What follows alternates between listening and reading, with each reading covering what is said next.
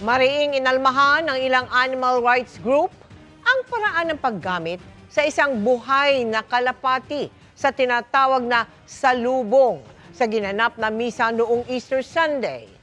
Ang ibon ginamit para tanggalin ang itim na telang nakatakip sa mukha ng imahen ng Birheng Maria.